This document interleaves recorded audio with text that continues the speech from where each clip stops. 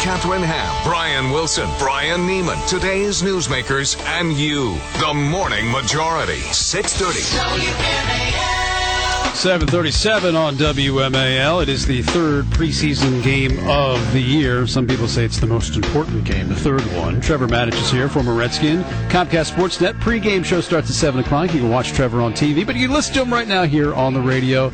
You survived the earthquake of 2011, I see. I caused the earthquake. I fell out of bed. I apologize. I can almost believe that. You're a big guy. So Skins taking on the Ravens tonight in Baltimore. Rex and Beck, right? We've been talking about that for quite some time. But what I want to know is, will we ever see the safeties of the Washington Redskins, the starting safeties, ever play a game before the start of the season? Brian, that question tells me that you are more sophisticated in football than you ever let on. You're sandbagging, you're holding back. And we should see O.J. Otagwe, the free safety. We will not see Leron Landry, the strong safety. But the reason that's important, and this is really something that can make all of our listeners, you can be the smartest person at the water cooler with this, is that both corners now, D'Angelo Hall and Josh Wilson, are risk takers. They will go after the interception in certain situations, and sometimes they'll get it. Mm-hmm. Other times they'll miss. Right. Their guy will catch the ball and take off running, and the safeties need to have the chemistry to know when those situations are, to have a feel for when they'll take those risks so the safeties can cover for them in case they miss it. And so that's one of the reasons it's so important for Otagwe to get into this game, and why it could be something that's very risky going into the beginning of the season, because they haven't had the full preseason to work with those corners. Well, do you think Landry will be 100% for the season? Or? No, they say that he will start the opener. The problem is that the last 7 games of last season he missed because of an Achilles injury. Yeah. Well, that's about a year injury, so he's still kind of new with that relative to how long it should take. Then last week at Indianapolis, he tweaked his hamstring. So when he goes into the regular season, if he plays in the first regular season game, he will be full, live NFL hitting with no ramp up whatsoever in training camp. And so this is something to keep an eye on. All right, but what about Beck and Grossman? Let's get into it. What's going to happen there? I mean, it wouldn't be a new season in Washington without some kind of quarterback controversy. Sonny and Billy, Gus and Heath. Now we have Beck and Grossman. What's become of us? I mean, let's have a quarterback controversy that at least gets us excited or upset about something. It's like, well, yawn and yawn. Now, I don't want to be disparaging of those guys, but seriously, they would probably tell you that they're more like a burlap sack rather than a sequin suit. So, they're not all that exciting. But exciting is not what the coaches want here. What they want is predictable. They want to know why these guys do what they do. Then they want to see them do it. For example, probably the biggest mistake that John Beck made in the last game was he threw a pass downfield, deep downfield, and it was tipped and it was incomplete.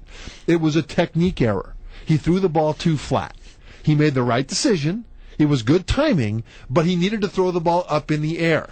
And so when he explains to the coach why he did what he did, he will come to that decision, and that was a decision. That was an error. But John Beck also made a very good decision down on the 10-yard line. Off to his left, there was a receiver that he wanted to hit for a touchdown. But when he looked over there and started to throw it, he saw that the defense anticipated it. They jumped the route. So he pulled the ball down instead of forcing it into a bad situation. They sacked him.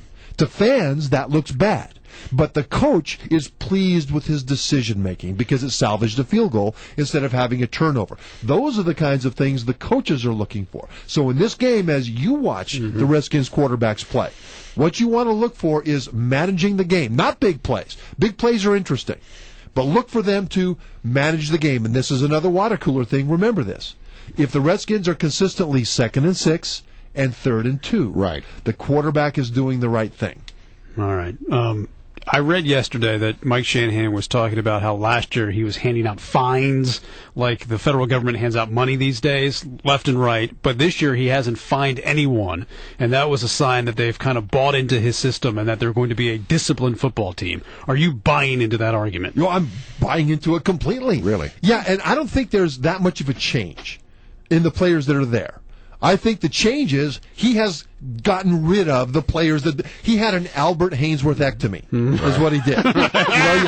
You cut out the stuff that is not good, and what you're left with is stuff that's good. But that's the key to this team, really.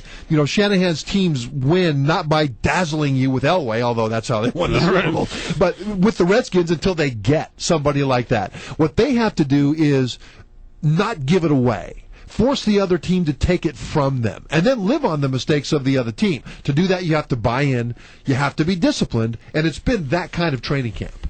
Graham Gano looked pretty good. Yeah, he kicks well when he has a baby. He should have a baby every week. But hasn't this guy been sort of inconsistent over his career? Was it a good idea to let this other kicker go?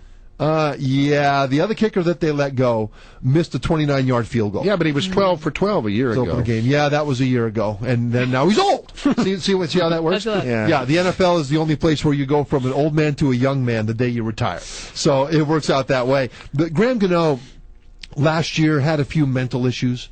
When a kicker misses a field goal, unless it's got the yips or something. Well, it's a mental mistake. Yeah. It's almost always a mental mistake. In other words, you get into the heads of kickers, and it's hilarious to watch on the sideline the way coaches manage kickers. Some kickers, the coach will go over, put his arm around him before a big kick, talk to him, tell him he's great, and some the coach will ignore. No matter how angry he is with that kicker, no matter what mistake the kicker made before, the coach knows that if he goes over there and says, "Hi, nice weather we're having," the kicker will melt down into a quivering puddle. So Gano has had some inconsistency mentally. But dude just had a baby born. And then he comes out and kicks perfectly in the preseason game following that. So, I think he's growing as a mentally strong kicker. So I have kind of a weird question, but I think people care about it. Almost as important as the actual NFL is everyone's fantasy league, right? Right. With no training camp news, with all of that shortened, all the preseason being, truncated, all that. What difference does it make in people's drafts?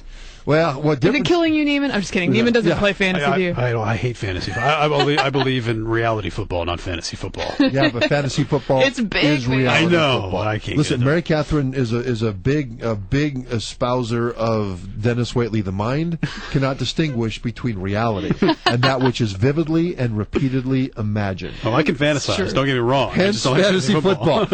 Well, the problem is you just don't know. A lot of your guys are going to get hurt. So you need depth at key positions. And you don't know